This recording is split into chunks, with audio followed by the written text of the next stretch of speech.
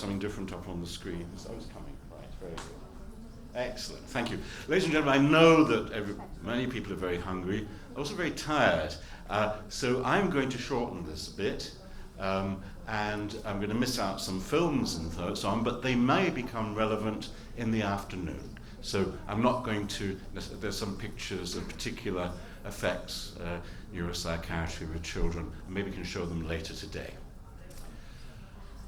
This is, the title of this conference is from science to therapy, and the little story I'd like to tell today is the other way around. I want to talk about my work with traumatized children with PTSD as and associated problems as a sort of opening of the whole issue of how we can help children with neuropsychiatric disorders. So I'd like to start from post-traumatic stress disorder because this is where I came from therapy to science. It was work that I did rather spontaneously in a particular situation I describe that led me to need to look at the science. I began my work in trauma with children by accident. In the early 1990s, I was working as a human rights activist in the Balkan region. I'd become aware of how cruel the war, particularly in Bosnia and Herzegovina, was becoming, a major genocide. And yet the world's press was not even beginning to deal with it, saying things like ancient ethnic hatreds.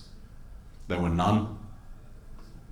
These were invented by power and money men to grab land and capacity, as everywhere else.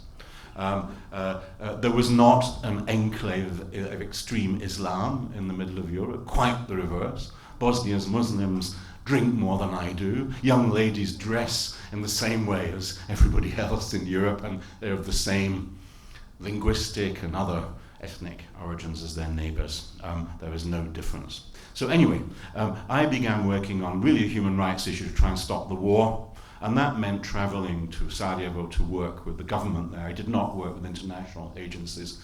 They were not coping with it in any way, morally or intellectually. I worked for the Bosnian government, who were looking after the victims. Failed completely in our attempts to stop the violence and the genocide. Later on we had some results, but not at that point. And so in a kind of despair in this suffering city, walking around seeing dreadful things happening, particularly to children, no school, terribly traumatizing circumstances, shells fell in Sarajevo at random. So it was total terror. You never knew. When you left a house, you said goodbye for the last time to everybody. To try and cross a street, you had to run at random to avoid the snipers. And children had to, and to get water, you had to go through many, many difficult circumstances to get it from an artesian well. The rest of it was cut off. It was a medieval siege of a modern city. And the children, of course, suffered from not just no socialization. When they did go out, they saw terribly brutalizing things, bits of bodies hanging around, horrible stuff that was really not good for them. And so I thought, what can we do? And I talked to my friends there. I had quite a lot of friends, artists from before the war. And I said, can we do something for the children? This horrible situation. And they said, well, we've been thinking of this, but look at us, we're walking skeletons. It would have to be a collaboration. So we began a collaboration with children without any therapeutic goals. I wanted the children to be distracted from the horror around them. I wanted them to have some fun with us. And that kind of worked rather well. And we did a lot of creative work. We wrote songs, we played together, we sang. And I became aware of a rather strange wave of energy from the children that I couldn't quite explain. Something rather profound was happening.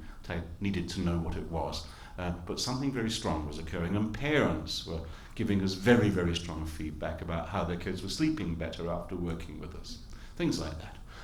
And it was only when someone visited from the Ministry of Health, Dr. Cengic, came and said, and came to see the project, and said, we think you've got a great therapeutic project here. He was the one who used the word, the T word. I didn't. And we didn't dare, but he said it. And from then on, we gave ourselves the permission to use the word therapeutic. film. Dr. Chengich gave us that permission. And he said, please expand it, please develop it. So we did. And one of the things I particularly wanted to do was because all of our work in Saudi have been drops in the ocean. And I knew that by 1993, 94, where there was the Washington Peace Agreement in a town I knew very well, Mostar, I thought, let's do a whole community. Let's do this for a whole community. So I went to the education authorities. The schools are beginning to reopen. I knew they had no creative arts teachers, so I said, please, can we have your creative arts hours, which is what happens they have a descendant of the Austro-Hungarian system there, Stunde. Can I have your creative arts hours? I know you don't have the teachers. I will deliver your national curriculum in music and arts, but I'll give you something else as well, which is what Dr. Chengich's agenda had been. So we developed kind of educational, general therapeutic program for the children. Eventually, I was able to turn that into a more professional operation. We built the Pavarotti Center with a music therapy department in it, where we were able to combine our general outreach work with real clinical music therapy. The only center in the world at that time addressing post-traumatic stress disorder through music therapy. So we developed that. Thank you. Now, the next bit, I could show you a film which lasts 5 minutes of Mostar at the time, or I could move on. Votes for seeing a 5-minute film. Oh dear, okay, right, we'll try and do that. So this is just an Australian film. It just gives you a flavour of what we were doing just after the war in Mostar and the generality of our work. I'll get to specifics in a moment. Here, I think I can click on this somewhere. It's going to come. Is it going to come? It is, and it's coming already. Beautiful. Didn't even have to click. Thank you. Brilliant technicians. Again, a bit of sound. Look, it's coming now, the sound. Sound will come with the picture.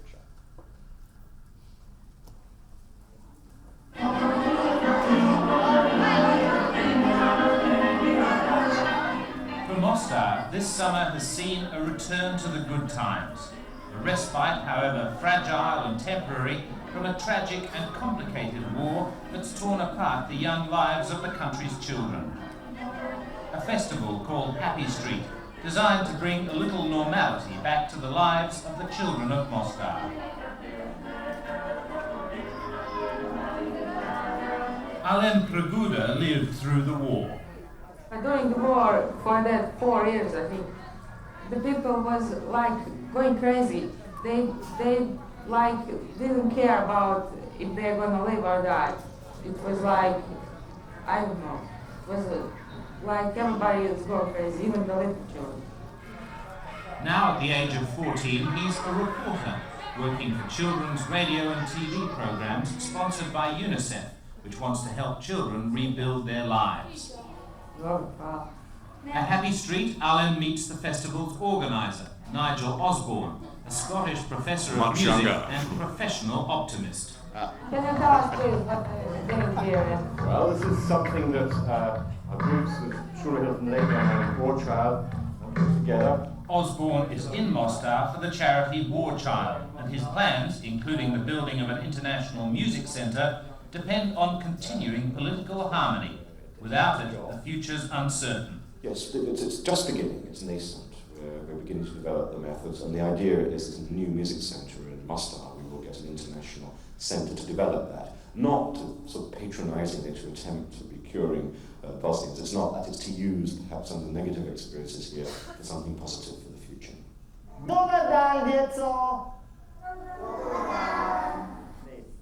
At the centre of Osborne's work are Bosnia's schools, like this one in Dresnica. None of these kids had ever seen a puppet show before. Dresnica, where they live, is isolated in the hills further up the Neretva Valley from Mostar.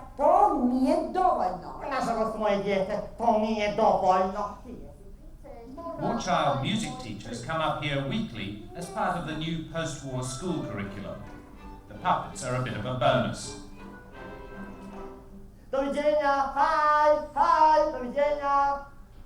Nigel Osborne sees the programme as part of reconstructing young minds that war has scarred. I think an enormous amount of pain and suffering. And Dresnica had suffered from the Yugoslav army at the beginning of the war coming through, and then when the incredibly unfortunate Croat Muslim War, or Croat Bosniak War, began, this place got hammered from the Croatian side very, very heavily.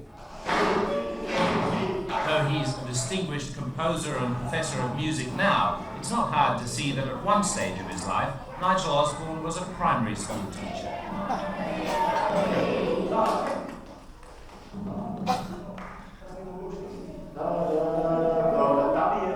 We get the children to make up some words, and then we generate from that a rhythm, prosody, and then from that a melody. Children selecting the notes of the melody. What was funny was that they immediately made up their own melodies spontaneously.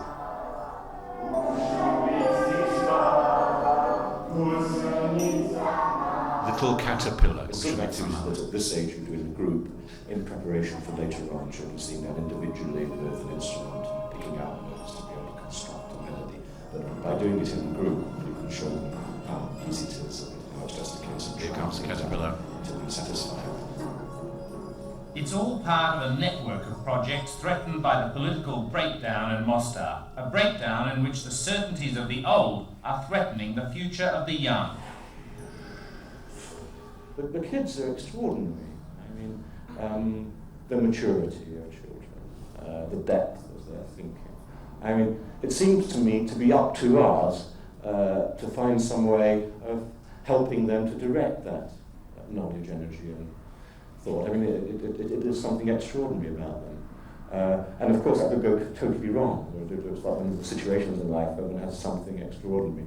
And either it can be turned to something strong and good, but if it's not, of course, that energy will go to hell and shoot off in all kinds of directions that would be quite damaging. So it's our job.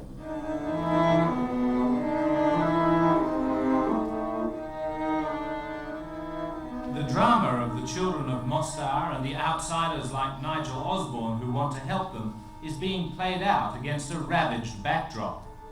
At different stages of the war, Serbs from the heights on one side and Croats from the hills on the other poured artillery fire down into this valley town. There was hand-to-hand fighting too, for months, the hardest being in the Muslim enclave in what's largely the Croat west of the city. So those experiences went reasonably successfully, and we were invited to many other theatres of conflict in Chechnya, Kosovo, working with Israel, Palestine, East Africa, a little of that in a moment.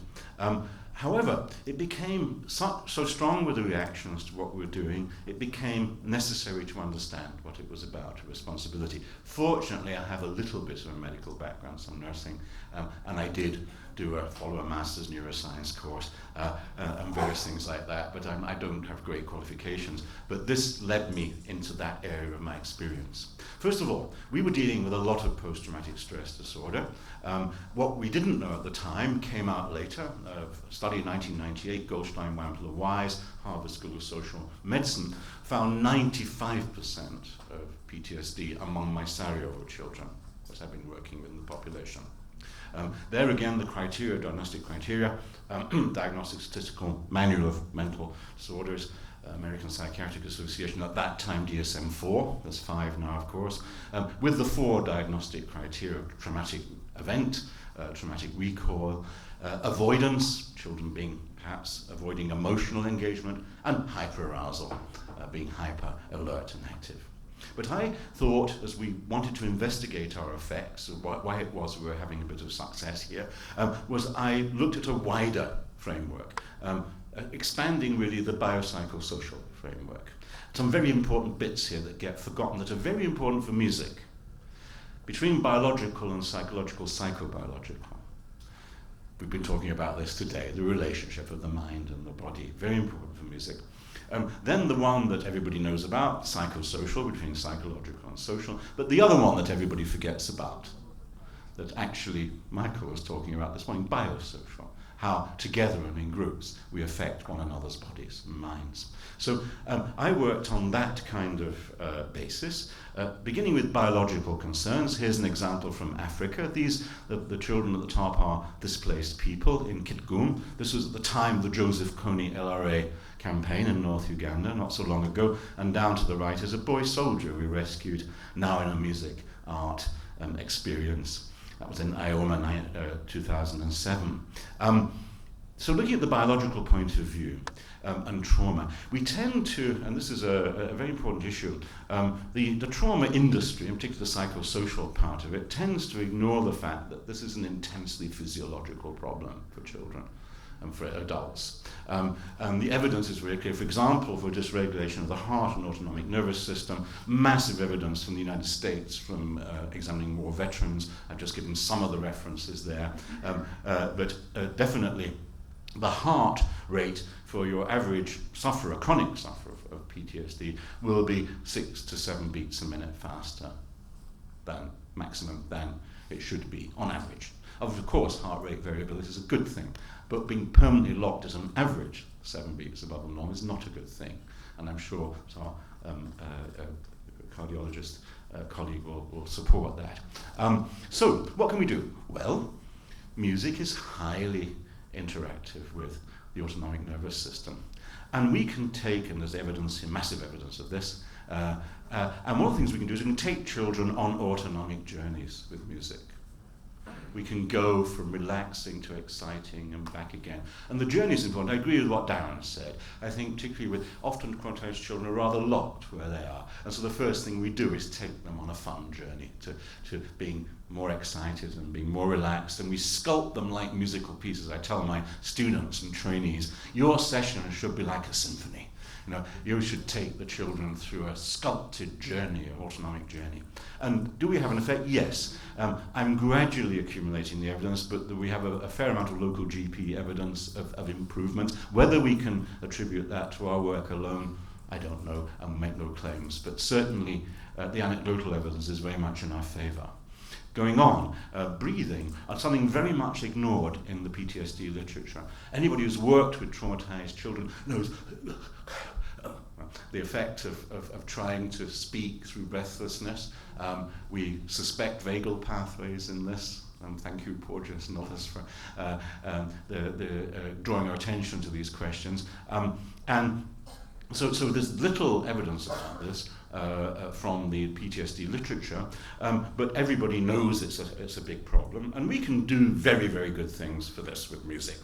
First of all, just as music can increase tone in the sympathetic and parasympathetic divisions of the autonomic nervous system equally, and entrain the heart rate in some ways, not directly, but generally as it gets faster, the heart goes faster. Generally start do things like that. Just in the same way, the circuits of neurons in the medulla oblongata that control unconscious breathing, also music appears to be in very good contact with, and appears to be able to entrain our breath rate and regulate it even when we're not thinking about it.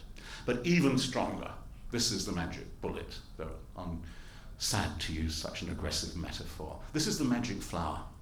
And it is this, that with music, when we're just sitting here, we're using probably 30% of our lungs.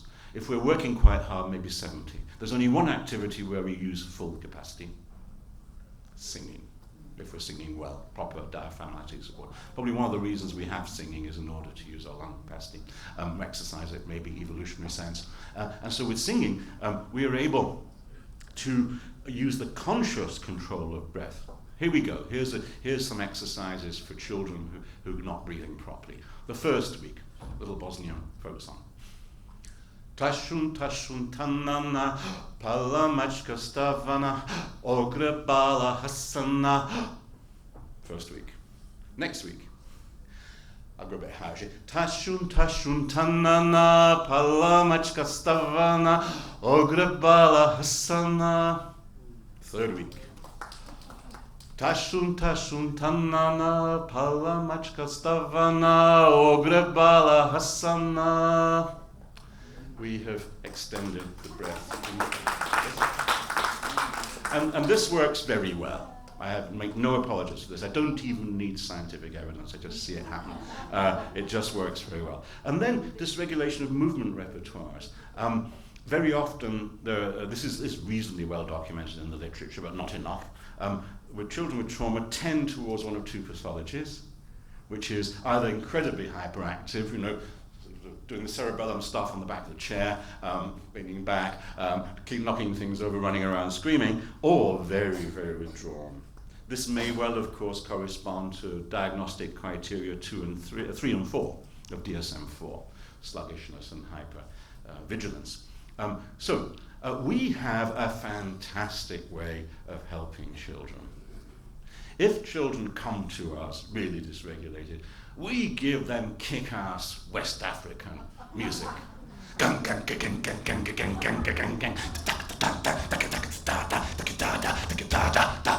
You can't resist it. And we don't let them resist it. But what we do is we entrain them to more comfortable positions. To come to the point of my colleague here, we do entrain them to more comfortable. That slows down, and they'll take that once we've engaged them where we are. They are similarly for children who are incredibly sluggish and don't want to communicate with us. We might play little